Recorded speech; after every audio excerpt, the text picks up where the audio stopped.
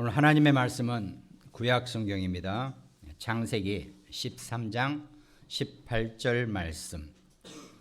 창세기 13장 18절 말씀을 우리 함께 보시겠습니다.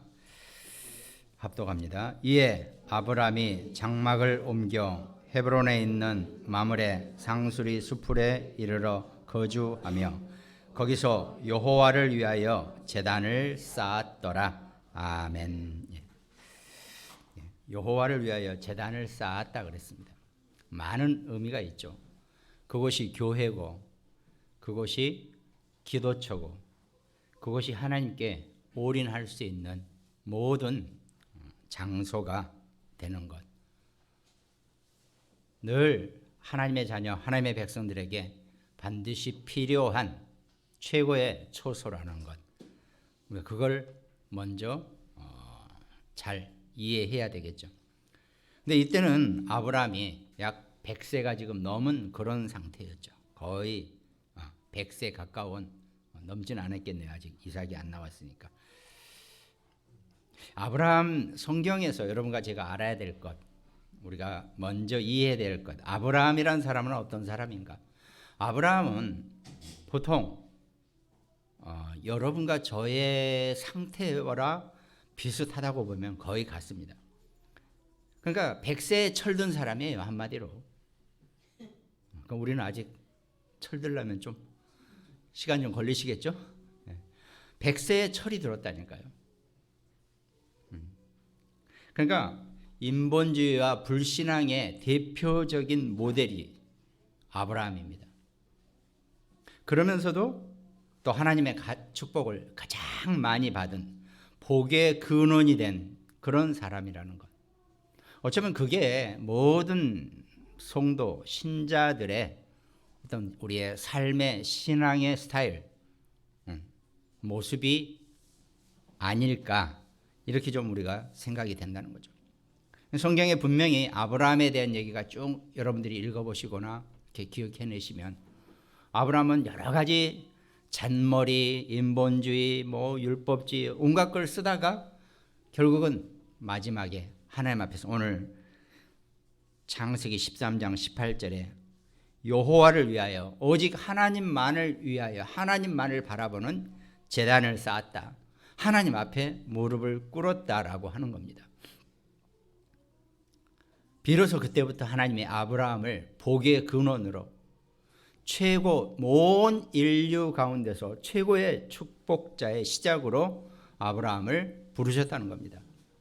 물론 아브라함은 이스라엘의 선조가 됩니다. 이스라엘은 아브라함의 후손이라고 자기들을 부르죠. 혈통적으로도 연결이 되어 있으니까요. 하나님이 아브라함에게 복의 근원이라고 주신 축복, 네 자손들을 통해서 하늘의 별같이 바다의 모래와 같이 그런 축복을 주겠다라고 약속을 하신 그 약속은 여전히 유효하고 지금도 이루어지고 있습니다. 그러니까 유대인들이요, 나름 전 세계 경제의 3분의 2를 쥐고 흔드는 것도 다 이유가 있습니다. 이 성경에 이미 그 유대인들에 대한 그 축복이 보장되어 있기 때문에 당연히 그 말씀은 성취될 수밖에 없어서 유대인들이 그런 축복을 받고 사는 겁니다, 지금. 돈만 많으면 최고냐? 그 얘기는 아니지만 어쨌든 영과 육에서 육의 축복은 받았단 말이죠. 근데 미안하지만 영적인 축복은 이제 모든 구원받은 영적인 이스라엘 백성들에게 주어지는 거기 때문에 또 그건 다른 얘기라는 거죠. 어쨌든 그 아브라함에 대한 얘기를, 배경을 어느 정도 여러분들이 기억하시고 붙잡아 놓고 오늘 서로 말씀드립니다. 오직 말씀 집중이라 그랬죠. 그러니까 아브라함이 이때부터 말씀에 집중하고 하나님 앞에 집중할 수 있는 그런 시간표가 되었다는 겁니다. 여러분과 제가, 우리가 성도들이 하나님의 말씀을 내가 오직으로 붙잡았다라고 고백할 수 있고 내가 그런 확신이 섰을 때는 그게 제대로 말씀을 붙잡고 하나님 주신 최고의 은혜를 알게 되었다라고 하는 그런 의미가 분명히 될 것입니다. 우리가 말씀이지만 그건 분명히 복음입니다. 하나님이 여러분과 저에게 복음을 붙잡고 복음을 이것 오직이라는 그 의미의 복음을 내가 고백하게 된다면 아마 신앙생활 제대로 하시는 것이고 하나님 말씀을 온전하게 제대로 이해했다고 해도 전혀 틀리지 않을 것입니다. 그럼 우리가 오직이라는 의미는 또 다른 표현은 뭡니까? 우리의 모든 것의 기준이 된다는 겁니다. 내가 말씀으로 오직을 했다는 얘기는 어떤 문제나 사건, 사람 모든 것에 있어서 기준은 항상 하나님의 말씀이라는 것. 이게 우리가 오직이라고 내가 표현해도 된다는 거죠. 그러니까요, 잘 안 되더라도요, 가다가 타이어가 펑크가 나도 말씀으로 기준을 삼아 보세요. 저도 잘 안 되죠. 이게 타이어가 왜? 아니면 누가 막 갑자기 확 끼어들면 그냥 확 뭐라고 응? 입부터 나오죠. 그래도 내가 모든 기준은 하나님의 말씀으로 내가 그렇게 살아야 되겠다. 이게 우리의 오직이라는 겁니다. 그러면 그냥 구원받고 하나님 자녀가 됐는데 그래 내가 오직 말씀을 오직으로 해야지 이렇게 고백 하나 한 거 뭐가 그렇게 손해입니까? 억울하세요? 하나도 손해날 거 없어요. 그래 놓고 뭐 일로 가면 일로 가게 되는 거고 절로 가면 절로 가게 되는 거지. 그러니까 신앙생활의 이치는 원리는 하나님이 여러분과 저한테 너무 쉽게 해놓으셨는데 어쩐 일인지 우리가 너무 어렵게 하고 있기 때문에 하나님 주신 은혜와 축복을 제대로 보지 못한다는 겁니다. 이미 하나님이 여러분과 저한테 우리에게 믿는 자기 후사들에게 하나님이 태초 이전부터 모든 은혜와 축복을 다 준비해 놓으셨다는 겁니다. 근데 우리가 말씀이 기준이 안 되고 오직 말씀이 안 되니까 우리가 그걸 못 보면 어떻게 됩니까? 그냥 지나치는 거죠. 그냥 놓치는 거예요. 하나님의 은혜와 축복을 제대로 누리지 못하고 산다는 겁니다.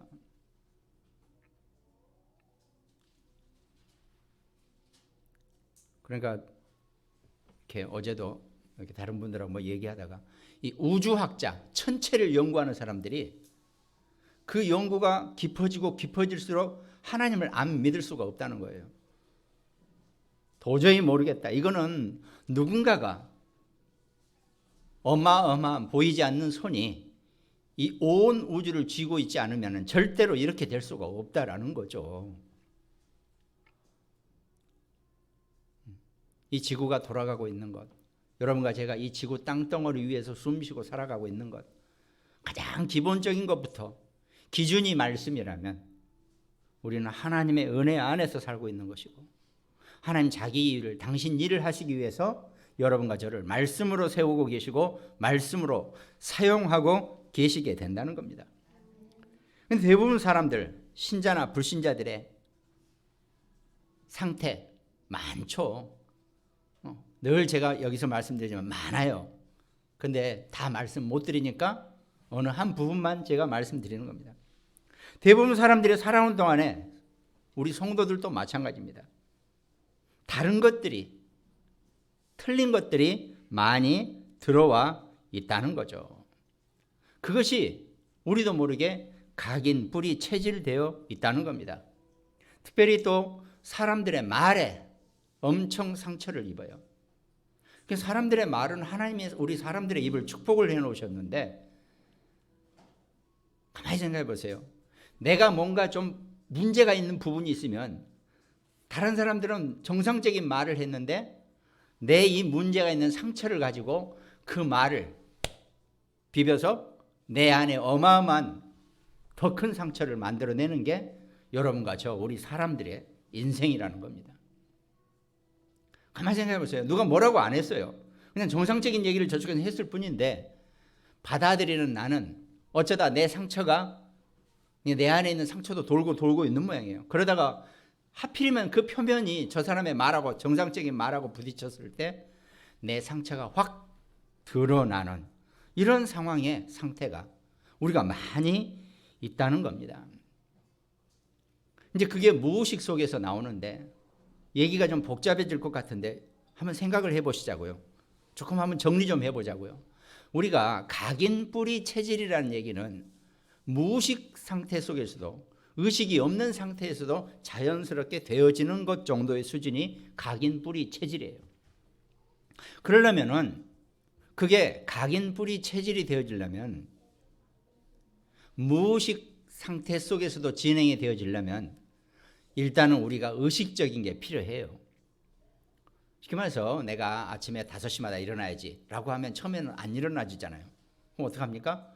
벨을 울리고 벨을 2개, 3개 해놓고 막 하나 울리면 끄고 하나 울리면 끄고 하면서 하여튼 5시 일어나요. 근데 이걸 내가 의지적으로, 의식적으로 한 달이고 2달이고 했습니다. 그 다음부터는 벨이 필요 없잖아요. 자고 있다고 할지라도 무의식적으로 5시 되면 내가 깨어납니다. 그걸 또 사람의 생태 리듬이니 뭐 생리학적 리듬이니 막 그래버리면 저도 할 말 없습니다. 이게 각인 뿌리 체질이다. 그러려면 이걸 되게 하기 위해서는 우리가 의지적으로, 의식적으로 뭔가를 먼저 하는 게 필요하다는 겁니다. 우리가 말은 각인 뿌리 체질 열심히 얘기합니다. 그러면서 나는 전혀 그게 되어지게 하는 의지, 의식, 이게 행동, 이게 우리가 잘 안 되고 있다는 겁니다. 그러니까 실제로는 우리가 복음으로 열심히 하지 마라, 신앙생활 열심히 할 필요 없다, 우리가 가끔 이렇게도 얘기합니다. 근데 그건 다른 의미예요. 근데 필요는 우리가 의지적으로, 의식적으로 우리가 노력도 반드시 필요하다는 것. 이게 시간이 지나서 내 안에 무의식적으로 내 안에 각인 뿌리 체질이 되어지는 거라는 겁니다. 그러니까 우리가 신앙생활도요, 나름 자기의 규례를 가지고 자기의 의지를 가지고 진행해야 될 부분은 진행해야 된다는 겁니다. 우리가 그게 필요해요. 근데 우리가 복음적으로 표현하다 보니까 너무 애쓰지 마라, 노력하지 마라, 오히려 그것이 해가 될까 봐서 우리가 그렇게 표현한다는 겁니다. 그러니까 그거는 우리에게 분명히 필요합니다. 그래서 우리가 감사하게 어찌됐든 우리가 부모님이 아침에 일찍 나오면서 어린애들 집에 남겨놓을 수가 없어서 교회를 데리고 나옵니다. 그것도 감사한 일이죠. 그 아이에게 의지적으로, 의식적으로 그게 나중에 각인 뿌리 체질, 무의식적인 하나님의 은혜가 임하게 되어 있는 거니까요. 그러니까 우리가 렘넌트에게 희망을 거는 겁니다. 우리는 그렇게 못하고 살았단 말이죠. 저만 하더라도 어느 날 나이 40에 본격적으로 교회를 다니기 시작했는데 그건 너무 늦죠. 그렇지만 어찌됐든 우리 후대 렘넌트들은 일찍부터 부모님의 기도가 심겨져 있고 어렸을 때부터 교회 문턱을 넘어드는 그런 의지적인 행동이 있었기 때문에 무의식적인 각인 뿌리 체질이 그 안에 남아있게 되어 결국은 어느 순간에 하나님의 시간표가 되면 하나님의 응답을 받고 하나님의 은혜 속에 있고 하나님 축복을 받는 자로 쓰임을 받게 된다는 겁니다. 우리가 이거를 좀 잘 보면서 우리가 신앙생활 속에 우리가 어떤 상태고 우리가 어떻게 해야 될 것인지 이걸 좀 우리가 볼 필요가 있다는 겁니다. 아니면 또 무언지 모르게 사람들 속에는 이 종교에 묶여 있는 뭔가, 그러니까 이 종교는 다른 게 아니라 그랬잖아요. 원래 우리 인간이 하나님의 영이 우리와 함께 한 상태였다 그랬잖아요. 근데 창세기 3장 에덴 동산 사건 이후로 하나님의 영이 우리 안에서 분리가 되어버렸다는 겁니다. 그러니까 인간은 그때부터 하나님의 영이 내 안에 비어있는 허전한 상태에서 태어나고 살다 보니까 분명히 이게 무의식입니다. 이제 무의식적으로 분명히 내 안에 어떤 영이 계셨는데 그렇게까지 생각도 못하죠. 무언가 있었는데 없어요. 그게 허전함입니다. 영적 허전함. 이 영적 허전함을 메우기 위해서 종교에 빠지고 오늘날 보니까 내가 괜찮다고 생각해 내가 꽂힌 거에 빠지고 이게 종교 생활이라는 겁니다. 똑같이 교회를 다녀도 그렇게 교회를 다니고 있으면 그건 종교 생활이 되어지게 된다는 겁니다. 복음 생활이 아니라는 거죠. 이걸 정확하게 구분할 수 있는 것, 이게 우리가 필요하다는 겁니다.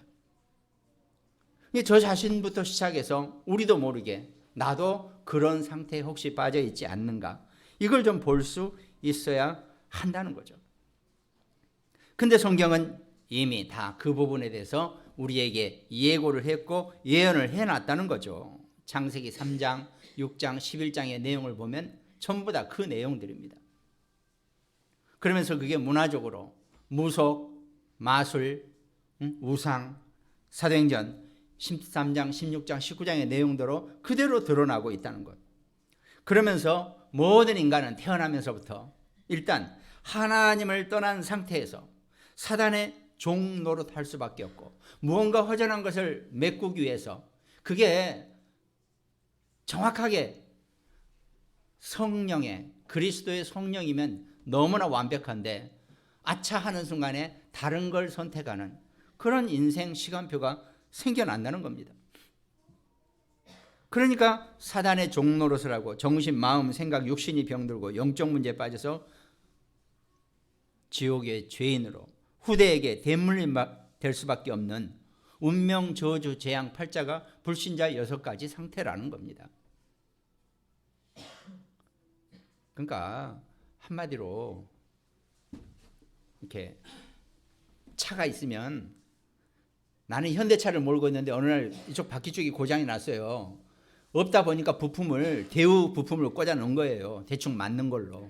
그럼 어떻게 되겠습니까? 심리도 못 가서 차가 또 문제가 생기겠죠. 정품을 넣어야 되는데 그냥 비슷한 다른 걸 갖다 붙여 놓았으니까 온전히 못 가고 제대로 못 가고 늘 털털거리고, 그러다가 어느 순간에 문제가 오게 되겠죠.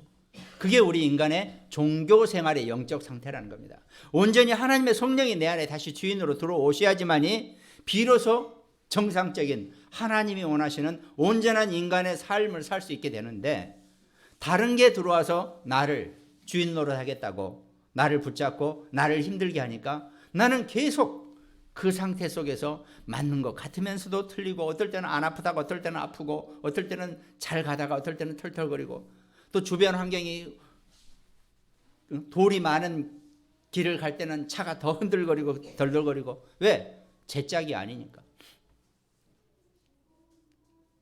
적어도 여기 계신 여러분과 저는 제 짝인 예수 그리스도의 성령이 우리 안에, 또 우리 후대들에게 정확하게 들어와서 우리의 주인 되신 줄을 믿으시기 바랍니다.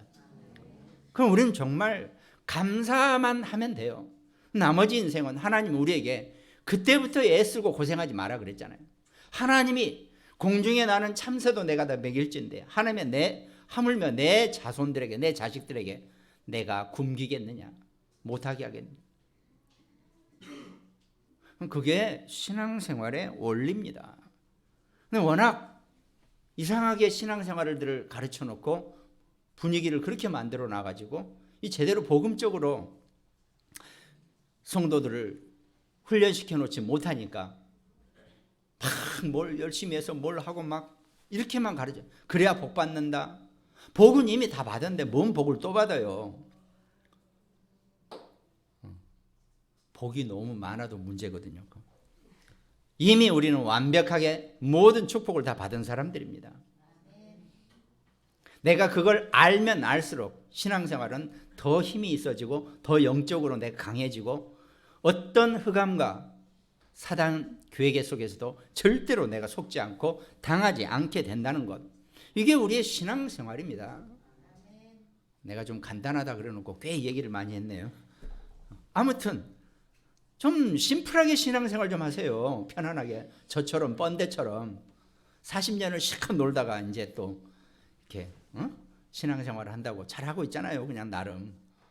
이게 우리가요 너무 양심적이고, 저도 처음에 그 영접하고 하나님 자녀가 됐을 때 너무 제가 나름 또 양심적인 사람이거든요. 너무 양심 따지다 보니까 아무것도 안 되더라고요. 진짜 안 깨달아져요. 하나님이 구원받은 자기 백성들을 털끝 하나도 훼손되지 않고 건드리지 않게 이미 완벽하게 보호하는 모든 것을 다 준비해 놓으셨다는 것. 그걸 당당하게 내 것처럼 내놓으라고 하시면서 사용하시고 쓰시기 바랍니다. 참 그래. 가끔 제가 여기 서서 좀 약간 뭐라 그래야 되나, 좀 거룩하지 않게 표현하는 거. 거룩한 게 아니라 좀 뭐라 그래야지. 아무튼 인생 뭐 있어요. 그냥 하나님 주신 축복을 마음껏 누리고 사세요.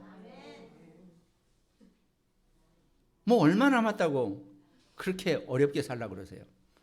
막 양심적으로 내 최소한 내 안에 걸 쥐어짜면서 그러지 마시고 하나님이 여러분과 저를 이미 다 사랑하시고 그 사랑과 은혜 안에서는 어떤 것도 부족함이 없이 온전하게 완전하게 여러분과 저희 것을 다 준비해 놓으셨다는 것, 이것만 우리가 온전하게 알면 됩니다. 근데 이 못된 3단체, 소위 우리가 주적으로 뽑고 있는 3단체, 뉴에이지, 프리메이스 또 내지는 뭐 유대인 단체 막 이런 단체들이 어마어마하게 어떡합니까? 여러분과 저의 그 작은 양심을 계속 공략하면서 그러면 안 된다, 그렇게 하면 안 된다, 그렇게 해서는 복 못 받는다 하면서 여러 가지 것으로 우리를 혼동하게 하고 있을 뿐입니다. 근데 그런 게 마치 어마어마하게 괜찮은 것처럼, 왜 사람이 있잖아요. 조금 다르면 괜찮아 보이잖아요. 사람이. 원래 패션이라는 게 그렇게 시작된 겁니다. 똑같이 안 입고 내가 조금 다르게 입으면 그게 패션이에요. 그게 인간들 틈에는 있는 것 같아요. 그러니까 그것들이 다른 식으로 명상운동, 기운동, 초능력운동 있어 보이잖아요. 모종. 내면세계. 네 내면세계를 공략해라. 네 내면을 알아라 해가면서. 알긴 뭘 알아요. 근본을 모르고 있는데, 인간이 어떤 존재인지를 모르는데, 오직 성경에서만 인간이 하나님에 의해서 창조되고 우리의 생기가 생명으로 그렇게 시작된 존재란 걸 전혀 안 가르쳐주고 엉뚱하게 다른 방법으로 여러분과 저와 우리 후대를 문화로, 정말 이상한 흑암 문화로 우리를 속여내고 있다는 겁니다. 그러니까 이것만 정확하게 기본적으로 현 상황을 우리가 영적으로 이해하고 알아내면은 나머지는 간단하죠. 이게 소론이고 본론. 그거 어떻게 할 것이냐? 하나님 우리에게 오직 말씀, 오직 복음을 우리에게 어떻게 허락하셨는지, 어떻게 우리가 해야 될 것인지. 그 본론의 첫 번째가 눈에 안 보이는 우리의 과거의 문제. 우리가 오직을 찾아내기 위해서는 우리의 과거를 먼저 명확하게 볼 필요가 있다는 겁니다. 근데 저만 같은 경우, 그럼 저 나머지 옛날 40년짜리요? 아닙니다. 태초 이전부터 이미 모든 인간에게 영적으로 문제가 되어 왔던, 창세기 3장 사건 이후에 진행되어 왔던 모든 영적 과거, 이걸 우리가 볼 수 있어야 한다는 겁니다. 성경 66권은 그 얘기를 하고 계시는 겁니다. 지금. 내가 뭔가에 노예로 묶여 살았구나. 내가 뭔가에 묶여 살았구나. 이걸 봐버리면 끝난다는 얘기입니다. 성경은 그 해답을 우리에게 주고 계시는 거죠. 그냥 보이지 않는 노예 상태로 살았으니까 내 과거는 전부 다 노예. 그래서 성경은요, 구약 성경 자체가 이스라엘의 노예, 포로, 신약까지 속국, 이 세 가지 상태를 우리에게 늘 말씀하고 계신다는 겁니다. 우리의 과거 자체가 바로 노예, 포로, 속국 상태로 우리에게 있었기 때문에, 영적으로 노예요, 포로요, 속국 상태에 있었기 때문에 늘 우리가 거기에 묶여 있는 거죠. 그렇잖아요. 우리는 그런 거 이해하기가 너무 쉬워요. 우리나라 국민들은, 대한민국은 특별히. 그래서 아마 하나님 우리에게, 우리 대한민국에게 이 복음을 깨닫고 이 복음을 설명하는데 탁월한 정치, 역사, 배경을 우리에게 주셨어요. 일제 36년, 지금도 솔직히 저도 그렇잖아요. 일본 그러면 뭔가 확 속에서 핏대가 솟구쳐 오르고 막 그러잖아요. 그리고 한일전 축구했다, 온 국민이 난리를 치면 보잖아요. 그거 딴 거 아니에요. 그 36년에 그 후폭풍이 아직도 있다니까요. 이게 지금 도대체 몇 년이 지났는데 100년은 갈 것 같아요. 그만큼 무서운 거거든요. 이게 이 과거에 눈에 보이지 않는 이 상처라는 게, 이 영적 상처 더 심각합니다. 내 자신에게 노예가 되어 있고 세상의 노예가 되어 있고 사단의 노예가 되어 있는 그런 상태, 그런 과거를 우리가 제대로 봐야지 내가 무엇에 묶여 있었구나, 내가 무엇에 노예가 되었구나, 이걸 알게 된다는 겁니다. 그럼 내가 이걸 이겨내고 이걸 벗어나기 위해서는 오직 하나님의 말씀 외에 다른 것은 없구나, 이렇게 깨달아져야 된다는 겁니다. 그래서 성경의 구약 성경은 전부 다 노예, 포로, 속국에 대한 얘기를 우리에게 쭉 얘기하고 있다는 겁니다. 우리도 모르게 너무 그런 것에 영적으로 근접해 있으니까 늘 어딘가에 묶여 있어야 돼요. 늘 어딘가에 노예 상태, 포로 상태, 속국 상태가 돼야지 내가 좀 안정이 돼요.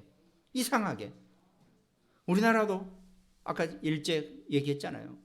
36년간 그렇게 살았으니까 우리도 뭔가 그런 것에 조금 아니라고 하지만 우리는 아니라고 절대 합니다. 우리는 독립국가 국 얘기하죠. 그러면서도 그 잔재가 여전히 남아있다는 겁니다. 일본 뭐라고 하든지 신경도 쓰지 마세요. 그까짓 것들. 그래봐야 섬나라, 점점 물이 차올라서 땅은 깔아앉고 있다는 그런 나라. 그냥 무시해버리세요. 그까짓 것들. 아무것도 없거든요. 근데 우리도 모르게 너무 그게 상처가 커놓으니까 이렇단 말이죠. 이게 바로 여러분과 저의 영적 상처입니다. 영적으로 우리가 사단에게 붙잡힌 바 되다 보니까 여전히 그 상처에 우리가 눌려 있을 뿐입니다. 구원 받아놓고 하나님 자녀가 되놓고 내 안에 엉뚱한 부품이 들어와 있다가 그게 빠져나오고 하나님의 온전한 성령이 내 안에 들어오셨는데도 여전히 전에처럼 덜컹거려야지 내가 좀 뭔가 성에 차는 것 같고 빠각거려야지 뭔가 맞는 것 같고 이렇게 우리가 산단 말이죠. 벗어버리세요. 던져버리시고 정말 하나님이 주시는 최고의 오늘과 미래를 위한 오직의 인생 되시기를 주님의 이름으로 축원드리겠습니다. 그러니까 오늘 본론의 두 번째, 오늘 본문이죠.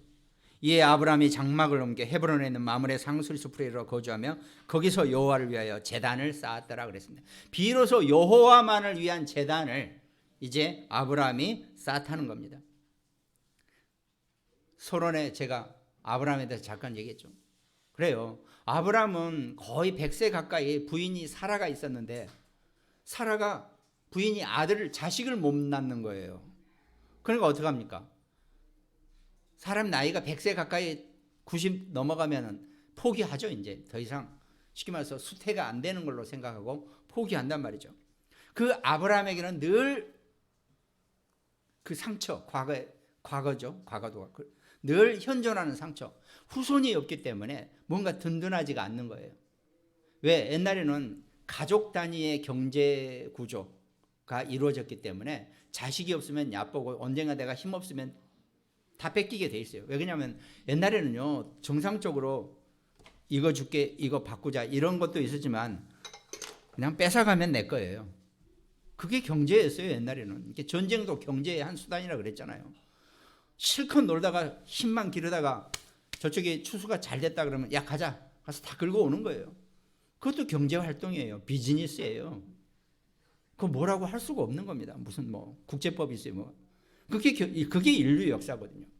근데 아브라함은 살면서 이건 뭐 자식이 하나도 없으니까 든든하지가 않으니까 매일 죽을 지경이에요. 뭘 재산을 쌓아놔도 걱정이죠.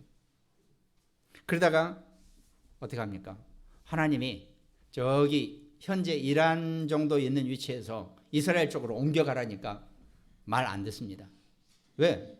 가봐야 뭐 저기 부인하고 둘이밖에 딸랑 안 되는데 종들 몇 명 데려가봐야 아무것도 안 나거든요. 친자식이 있어야 되거든요. 못 간다 그랬죠. 그러다가 그래도 가라 그러니까 갑니다. 가면서 어떻게 선택합니까? 조카를 하나 데리고 가죠. 롯을 데리고 간단 말이죠. 그래도 핏줄이 조금 튀기긴 했으니까 저놈이라도 데리고 가서 내가 좀 의지하고 살아야지 하고 조카 롯을 데려갑니다.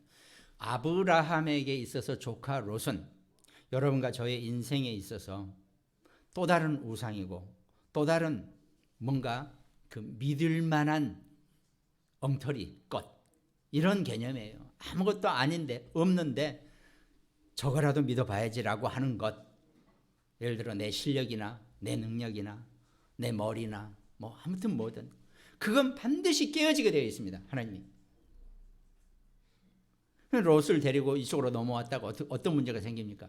롯과 결국은 싸워서 이제 이 우리가 읽은 본문 앞에 그런 사건이 생기는 거죠. 롯도 저기 사람이다 보니까 자기 결혼하고 막 자기 자녀가 불어나다 보니까 자기 세력을 키워야 될 거 아닙니까? 친아버지 아니고 삼촌인데 그러니까 대립을 하게 되니까 롯과 헤어지면서 네가 이쪽으로 가면 나는 이쪽으로 갈 것이다. 내가 너한테 다 양보하겠다. 왜? 이미 하나님의 아브라함에게 축복을 약속하신 걸 아브라함은 붙잡았기 때문에 이제 나는 하나님이 축복하는 사람이기 때문에 나는 아무것도 없어도 괜찮다. 네 마음대로 네가 원하는 대로 해라. 나는 그 반대로 갈 테니까 서로 싸우지 말고 이렇게 하면서 아브라함이 롯과 결별하고 오늘 본문처럼 여호와를 위하여 제단을 쌓았다 그랬습니다. 이제 나는 이때 비로소 아브라함은 나는 오직 하나님의 말씀이다. 하나님의 말씀의 기준이다. 하나님이 나한테 복의 기준이 된다라고 분명히 말씀하셨기 때문에 이제부터 나는 복의 기준이고 복의 근본이다. 이 말씀을 붙잡은 겁니다. 그러니까 아브라함은 오늘 비로소 이 오직의 의미를 붙잡고 오늘부터 나는 왜 있잖아요. 우리 아이들 오늘부터 첫날 그죠? 오늘부터 오직 첫날 이렇게 붙잡고 하나님 앞에 무릎을 꿇고 하나님 말씀 기준으로 살기로 작정했다는 겁니다. 그게 여러분과 저한테 필요하다는 겁니다. 어느 때가 오늘일 줄 아무런 상관없습니다. 날마다 오늘 하셔도 돼요. 그러나 하나님은 여러분과 제게 그 오직을 말씀의 오직을 원하고 계신다는 겁니다. 그럼 자연스럽게 본론 세 번째, 미래도 우리에게 오직으로 나타나게 된다는 겁니다. 그 이후에 창세기 22장 17절에 아니 100세 된 아브라함에게 사라에게 자식을 주겠다고 한단 말이죠. 이미 수태가 다 끊겼는데도 성경은 분명히 이삭의 탄생을 증거하고 있듯이 하나님이 완벽하게 그 아브라함 이삭 그 대를 통해서 100년이 뭐예요? 1000년의 응답을 완전히 약속하시고 실행하고 계신다는 겁니다. 창세기 22장 17절 보니까 내가 네게 큰 복을 주고 네 씨가 크게 번성하여 하늘의 별과 같고 바닷가의 모래와 같게 하리니 네 씨가 그 대적의 성문을 차지하리라 그랬습니다. 또 내 씨로 말미암아 천하 만민이 복을 받으리니 이는 네가 나의 말을 준행하였음이니라 하였다. 아브라함에게 정말 온 인류의 생사 여탈권을 준 그런 축복을 약속하셨다는 겁니다. 너로 말미암아 이 땅의 모든 사람들이 복을 받게 될 것이고 대적의 성문을 차지하리라 그래요. 대적의 성문은 딴 거 없습니다. 옛날에는 전쟁을 하려면 그 성의 성문을 먼저 공격을 해야 되거든요. 그 성문을 부셔버리는 것을 대적, 그 성 안에 있는 적들의 성문을 완전히 부셔야지 성을 공격하는 거니까 그 대적의 성문을 차지하게 될 것이다 그랬습니다. 그 얘기는 곧 사단의 무릎을, 사단의 머리를 완전히 부셔버리는 것과 똑같은 언약이 된다는 겁니다. 실제로 아브라함의 후손이 예수 그리스도시잖아요. 그죠? 아브라함 계보 속에서 예수 그리스도가 이 땅에 오심으로써 사단의 모든 계계가 완전히 무너지고 사단의 그 성문이 완전히 박살나지는 그런 역사가 일어났다는 겁니다. 그것이 이 아브라함 가문을 통한 하나님의 과거와 오늘과 미래를 통한 말씀의 오직의 승리자로, 말씀의 오직의 증거로 하나님 여러분과 제게 우리 자녀, 우리 후손들에게 말씀하고 계신다는 겁니다. 그럼 결론은 이 말씀을 정확하게 붙잡는 것, 그것이 우리에게 오직인데 나름대로 우리가 사실적으로 해볼 필요는 있다는 거죠. 녹취도 해보고 메모도 해보고 또 하나님 말씀이 내 것이 되도록 내가 언약을 붙잡고 이 언약 속에서 내가 모든 것을 볼 수 있는 그런 훈련이 습관이 필요하다는 겁니다. 이건 어디가 학교에 가서 배우는 게 아닙니다. 내가 어떻게 하나님의 말씀을 오직으로 붙잡을고 오직으로 붙잡으려면 가장 첫 번째 해야 될 게 가장 시작이 그겁니다. 말씀을 써보세요. 녹취도 해보시고 메모도 해보시고 뭔가를 내가 쓴다는 건 이게 작품입니다. 그러니까요 제가 그랬잖아요. 노트를 좀 만만한 걸 하나 우리 교회 노트 많이 갖다 놨어요. 달라 그러세요 저한테. 거기다가 그냥 써보세요. 왜냐면 그냥 낱장에다 쓰다 보면 이게 다 나중에 어디 가버리거든요. 근데 내 평생 노트다 생각하고 노트를 한 권 써서 오면 그게 작품이에요. 작품이 별겁니까? 뭐 화려해야 되고 이뻐야 되고 뭐 수십억 같이 가야지 작품입니까? 그건 그냥 작품이라 그러세요. 그러나 나 개인의 하나님 앞에서 내 영적인 작품은 적어도 내가 하나 가지고 있어야 된다 생각하시면 그렇게 해보시면 그것이 말씀의 오직이 되어지는 시작이 되어진다는 겁니다. 그럼 그 말씀으로 말미암아 내가 치유를 얻게 되고 내 인생 자체가 서밋의 인생이 분명히 되어진다는 겁니다. 주중에 어떤 사람하고 얘기하는데 우리는 서밋 메시지는 많이 하는데 정작 우리가 서밋이 안 되는 것 같다고 그러더라고요. 그래, 그것도 맞는 얘기 같다. 우리는 이미 서밋인데 우리 자신이 너무 우리 자신을 안 놔줘요. 너무 밑바닥을 붙잡고 있다는 얘기입니다. 이미 하나님이 여러분과 저를, 우리 자녀들을, 우리 렘넌트들을 서밋으로 부르셨기 때문에 서밋의 인생을 살면 되는 겁니다. 그러면 서밋 되려면 나름 품위 유지비가 좀 있어야 되는데요. 당연히 주실 것이에요, 하나님이. 아니, 하나님이 여러분과 저를, 우리 자녀들, 렘넌트들을 서밋으로 만들어 놓으셨는데 품위 유지비 안 주실 것 같으세요? 그런 걱정 하지 마세요. 뭘 막 낭비하고 사치하라 이 얘기가 아닙니다. 이미 하나님 여러분과 제게 완벽하게 태초 이전부터, 그것도 우리가 태어난 생일부터가 아니고 그 이전에 여러분과 저를 향해서 완벽하게 준비해 놓으셨다니까요. 그게 시공간을 초월한 축복이에요. 우리가 그냥 늘 말로만 듣고 쓰고 뭐 시공간을 초월, 그게 여러분과 저를 태초 이전부터 아시고 우리를 이미 점 찍어 놓으시고 우리에게 완벽한 축복을 예비하시고 준비해 놓으셨다는 것, 이게 시공간을 초월한 축복입니다. 말씀 안에서 이 모든 축복을 이미 하나님 여러분과 제게 다 준비해 놓으셨다는 것 절대 놓치지 마시기 바랍니다. 말씀 함께 나눈 우리 모든 가정들, 또 굿모닝 병원도 대전, 광주, 인천, 일본, 미국, 또 우리 어영공단 홍 장로님, 말씀 성취의 축복이 늘 넘쳐날 수 있도록 하나님이 함께 하시기를 주님의 이름으로 축원드리겠습니다.